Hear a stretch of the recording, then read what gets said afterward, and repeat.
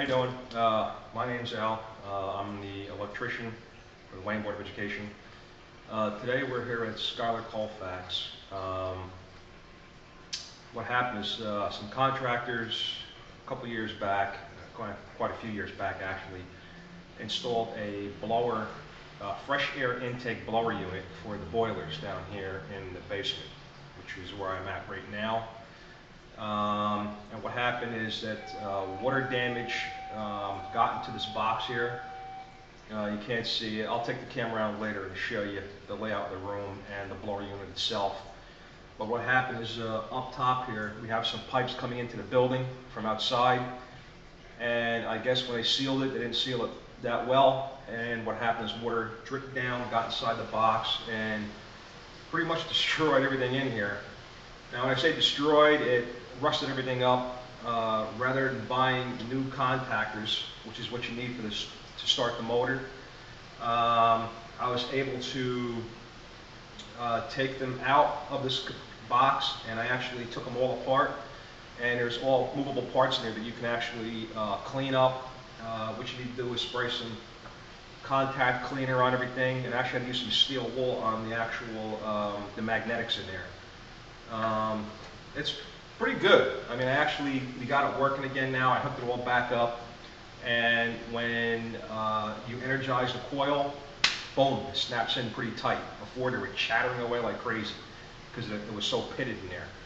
To buy this whole box here, separate, everything new, you're talking probably, I'm guessing like around $2,000, $2,500 for this. So we didn't really want to do that if we didn't have to, try to save some money.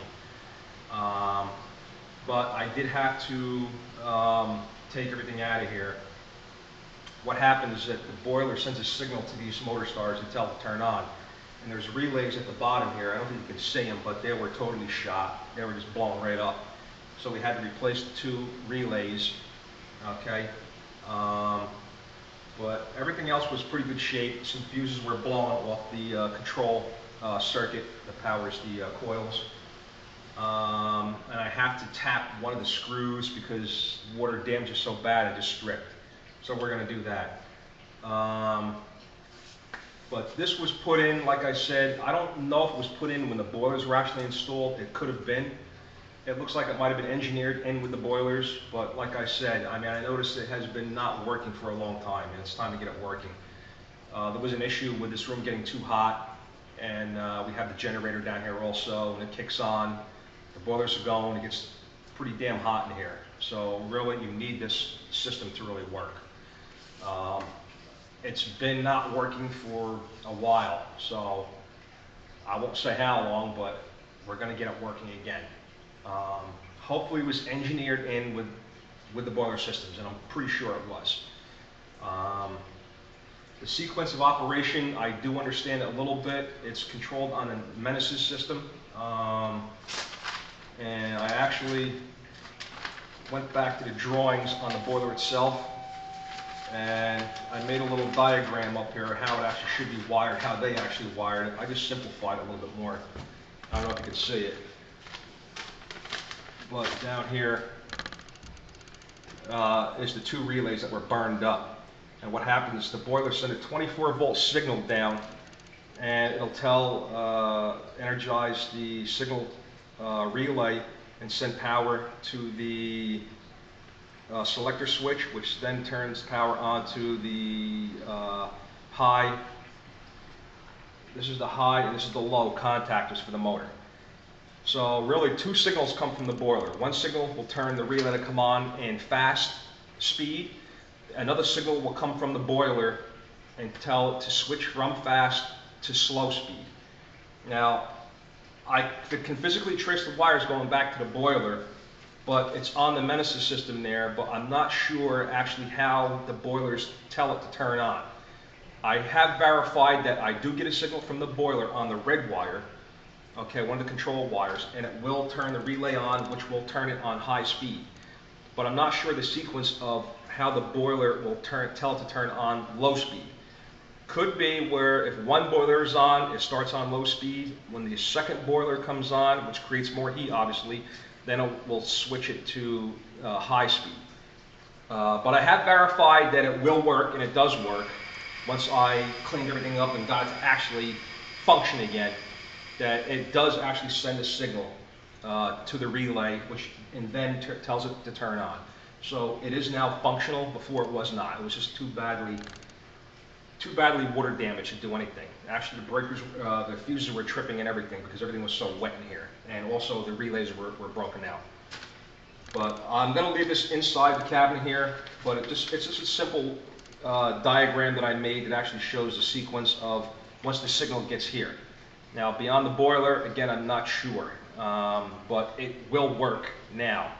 When that boiler comes on, I actually stood here and watched it. When the boiler fired on, it sent the signal to the relay. There's a little red light on here that comes on.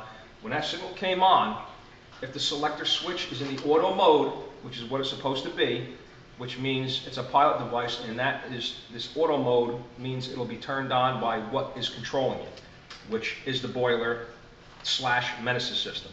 And when that red light came on, this starter did start up. So it is functioning now, and that's what we wanted to do. But I'm going to leave this in here, just some notes I made on this in case somebody else ever works on it. They'll understand a little bit what's going on with it.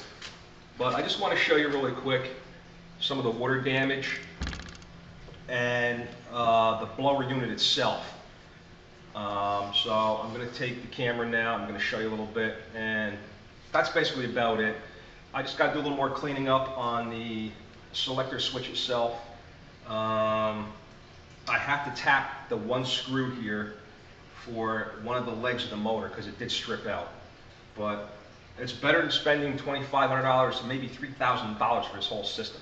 I cleaned it up and it functions very nicely once it was cleaned up. So we're going to keep this and we're just going to get it to work. And I verified that it does in fact work. Why I'm not getting another signal for the slow speed, I'm not quite sure. It was probably engineered in. I actually saw some notes in the boiler. Somebody put a lot of question marks on the plan that they drew up. So I don't know, but it will function. It will bring fresh air in here. When any one of those boilers come on, I verified that this thing did kick on and it was bringing fresh air in, and that's what it's supposed to do. So I'm going to take you around now and show you a little bit what's going on. Okay, again, here's the controllers. And what happened here, as you can see, if we go up top here, you can see the water damage. Okay, it's hard to see a little bit. I'll try to shine a little more light on there, but there's that black thing up there. That's the pipes coming through, and you can see the water coming down. The water was coming right down on the wall, and actually, when I opened up this cover, the water was filled up right to the ledge, to the bottom ledge, and was starting to leak out. So it was damaged pretty good. Let me put the light back here. Stinking light. Hold on. But I'll just show you a little bit.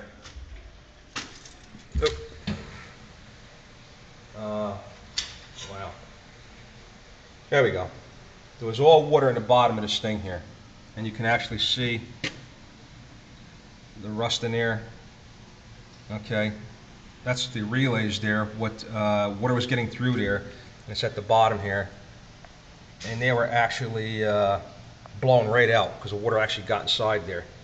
There's a signaling relay, and here's the high and low speed relay right here. Okay. So, and I'm going to show you the unit. This here is part of the unit. That's the fresh air intake venting. It goes outside the wall. Back it up a little bit here. Okay, here's outside. And here is the metal ducting. It goes up. And what happened is that there is a motor that sits on top of there. Actually, let's take a look up there. I'll get the ladder. Quick view. Climbing up. And this is the motor. Right there. I actually took the windings apart to make sure that when I first looked at this unit, everything was, like I said, in shambles pretty much. I opened it up. I wanted to just verify that the motor wasn't damaged. So I opened it up and separated the windings. This is a 2-winding motor, which means it has 6 leads coming out of it. T1, 2, and 3 is the low speed, and T11, 12, and 13 is the high speed. And actually the starters it's actually 2 separate windings. Once the low speed is set, it actually cuts the windings to the high speed. If it didn't, you'd actually have hot on the high and low windings. It would blow the motor right up. So this is what is known as a 2-winding, 2-speed motor. There's actually 2 windings in here. Okay, but I verified that the motor is good. We're going to put it all back together. Here's the switch to shut it off. And that's pretty much it. We actually had it running, and I did verify that it runs, and it pushes in a pretty good amount of air. Okay, you can see it's got I'll take you outside here. It's got a pretty good opening for a vent, so that sucks it in pretty good. So, now it's good to have it working again. It was designed to work this way, and I just wanted to get it back working again.